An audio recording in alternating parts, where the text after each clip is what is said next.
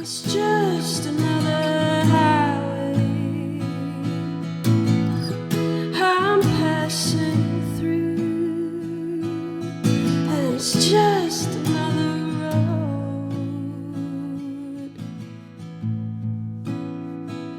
I'm driving with you.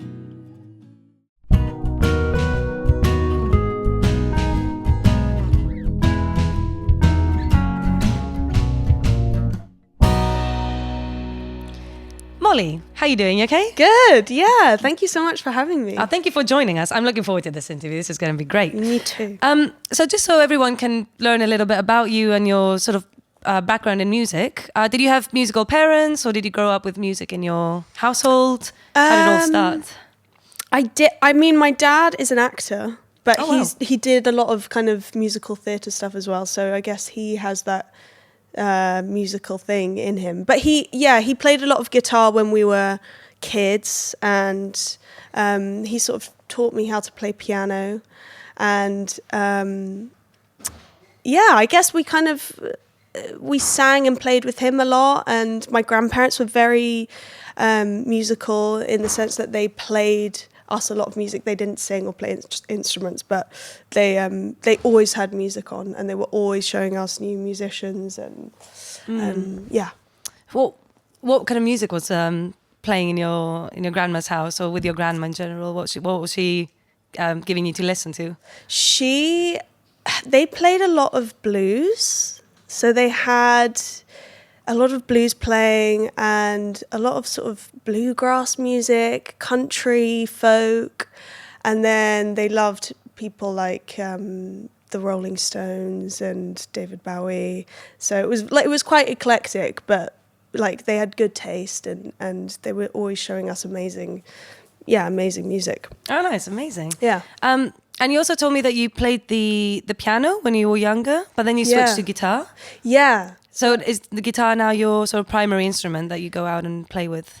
I think so. It's weird because I learned on the piano.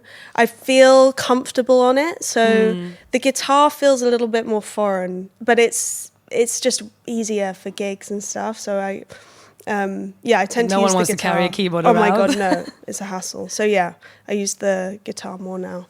Okay. And singing-wise, is that something that you ever took lessons in, or it's more self-taught? Because you've got an amazing voice and it carries like a lot of warmth and nostalgia in a way. Yeah. Is that something that you've just taught yourself how to do or just came along? I never had singing lessons. I was really nervous about my voice as a kid. So I've always loved singing and I've always played music, but it's always been on my own. And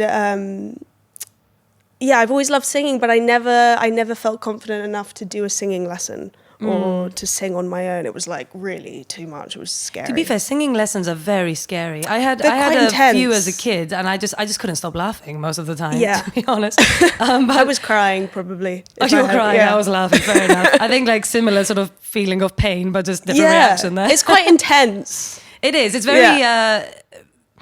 You're very exposed, I feel, which is very different to when you're learning an instrument. I think with your voice, you feel very exposed when you're doing lessons and stuff. Yeah, totally. Which actually brings me to the whole thing of your stage fright, because the past couple of years apparently have been quite a turning point in your musical journey. Yeah.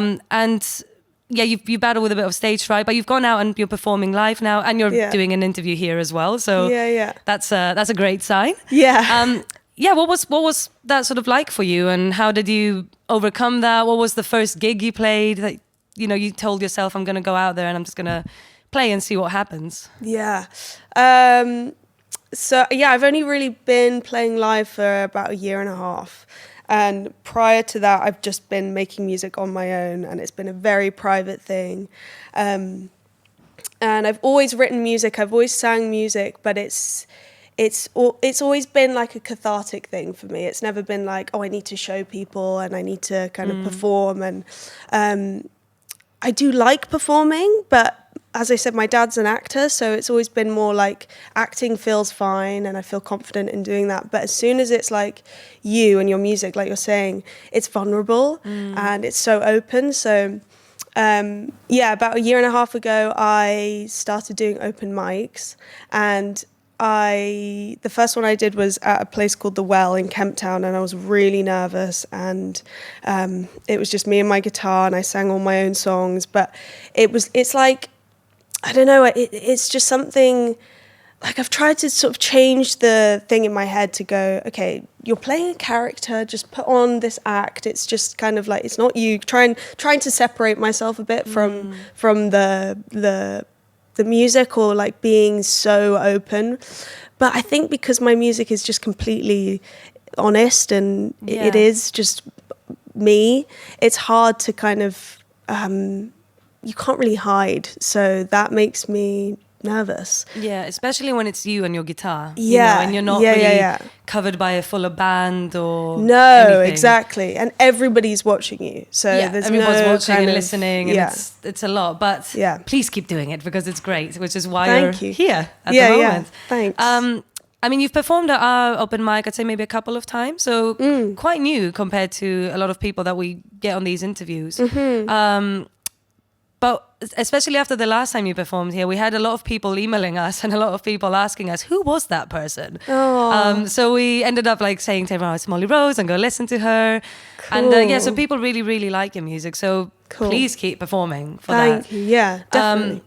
And obviously I know now you're doing mostly acoustic gigs, and usually you have Phil with you as well on the cello as well. Yeah. And I love a cello so much. The cello's amazing. It just lifts the whole thing. It's incredible. I love it. Yeah. It puts you in this sort of amazing, tranquil and it sort of lulls you. It's so beautiful. But do you have any plans of taking your performances sort of to the next level in the future and kind of on a bigger scale? So even just being backed by a full band or playing bigger stages or anything like that? Yeah, for sure. So I've got Phil on the cello, which has been amazing. And then I've recently I found a pedal steel player, and that's really fun to play with. And then another guitarist. So it's quite it's quite a strange group of people and musicians. Like, it's not like totally obvious, I guess, but the pedal steel sounds amazing, and so we've just been trying to rehearse as much as we can, and get some gigs with a full band. Oh, amazing! That's still sort of string instruments, I'd guess. Would you go to the scale of getting a drummer in for just a bigger sort of show, fuller sound? Yeah, I mean, playing with drums would be really fun. Yeah, I think it'd be nice. Really Although fun. Your music is quite mellow and it's very flowy. It's mellow, but I think there could be some kind of percussive thing in there, but I just don't know. I don't know, because they're all quite slow and a bit melancholic, and maybe for a live version it could be. I'm really looking forward to seeing what you'll do with that. That's gonna be gonna be great. It already sounds great with just like you, guitar and cello, and thank you. It's gorgeous. So at least we know you can always strip it back and it'll still sound as amazing. And as far as your music goes, so I listened to your EPs that you got released. You got a couple of EPs from, is it 2022, I think? I think that was the first one, That's it. And then you've also got a single as well. So your EPs from, and again, correct me if you think you've got a different opinion on this, but I found that your first EP was more acoustic and more the production was a lot simpler. It was more on your voice and guitars and simple sounds. On the second one, I found that you were experimenting more with a lot of harmonies and a bit more kind of, I wouldn't say, I'm not going to go as far as saying electronic sounds, but definitely not just acoustic sounds. So how did you kind of get into that transition? Was it just more the natural progression of things? And do you think what do you have in store for the future, per se? Like, will you have an album that's even more different, or another EP that's different? Like, where is it all going, the direction? I think it's really interesting releasing music, because I think I put a lot of pressure on myself to be like, okay, this should be my sound, and this, I need to stick to a certain sound here and genre. But I think because I'm just interested in so many different kinds of music, that it does change. And the first single I released was almost a bit jazzy sounding, and a bit bluesy. And then the most recent EP is very electronic, but it was made when I was when I was studying at university, and it was just like I had no access to my guitar or my piano, so I was like wanting to make music and just kind of did it on my laptop. And I think it's like in my head I was going, I just have this catalogue of music that I don't really know what I'm doing with, and I'm not performing, and I want to share it. But I was worried about, it's not really in the same genre as what I've released before, and it sounds different.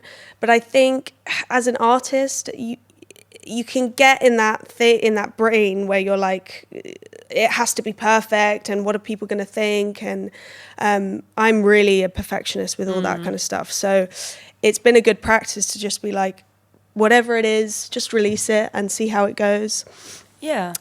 So I think the music that I'm going to release next is also kind of in a different sort of realm. It's a bit more Americana and country and folky, but I think that's okay. I think it can kind of change, and I think it still carries your identity in the sense that the style, obviously the voice is the same and the style is very similar, the lyric content is very similar, so it carries still elements, but yeah, music evolves, and there's so many bands and musicians that they don't change their style per se, but they just evolve into something different, because that's just the natural way of everything, really. But I really liked it. I really liked I think it's a song on your second EP. It's called Queen Carly. That's it. It sounds a lot like it could have been a Seftalisa track. I don't know, okay. Like with all the harmonies and nice stuff. I love harmonies. And there's some really interesting harmonies on that one as well. They're not the very obvious ones on some of them.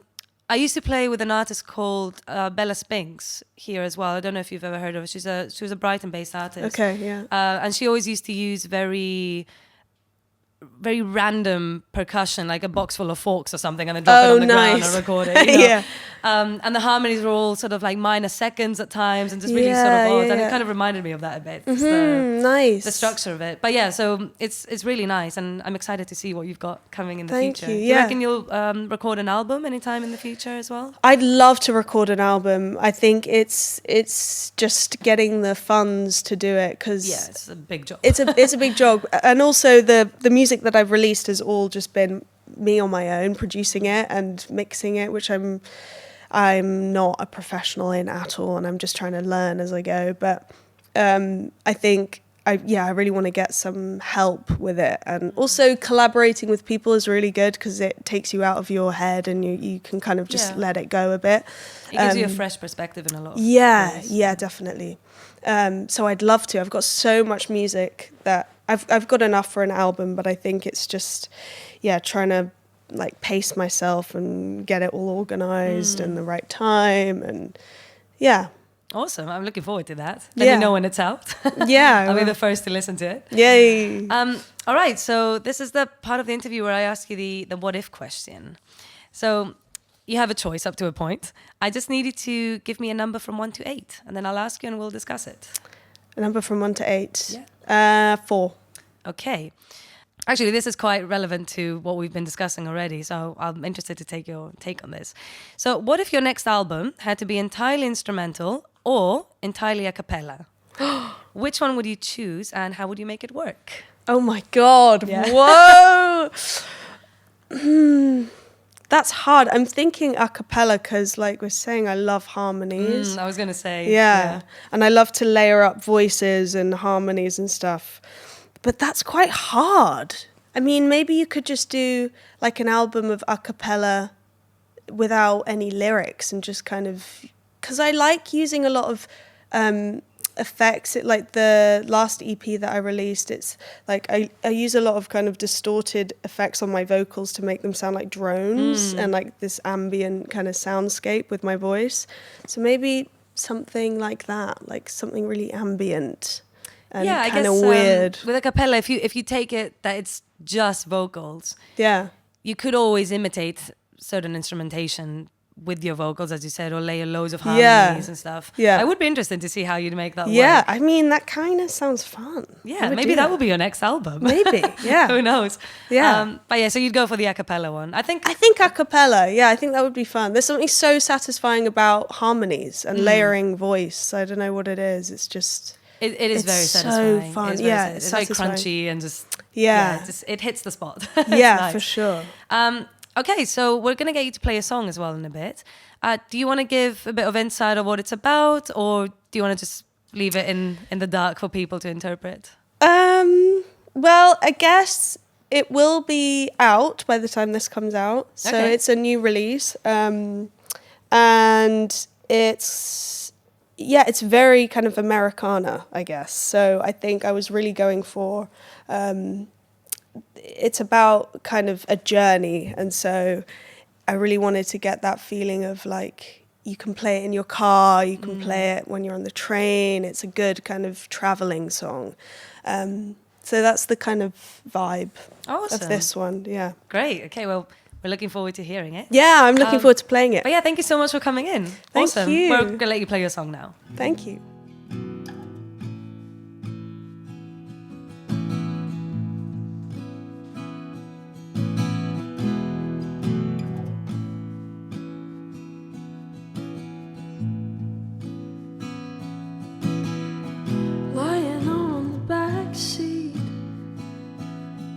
And you're driving.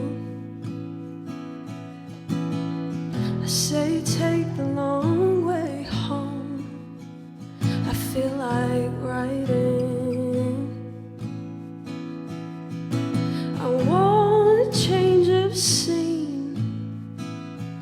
You say you need me around, and I gave you everything. Are we just coasting now? And it's just another highway I'm passing through, and it's just another road. I'm driving with you. I'm driving with you home.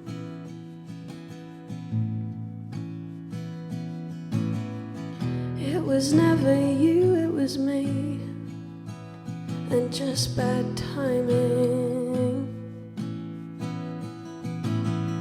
The words that you say to me, they aren't aligning. So roll the windows down. I feel like breathing in the air you took from me. Well, now I'm shining, and it's just another highway I'm passing through. It's just another road. I'm driving with you. I'm driving with you home. And I didn't care what you did or question you. I just settled for less. I settled for less. And it's just another highway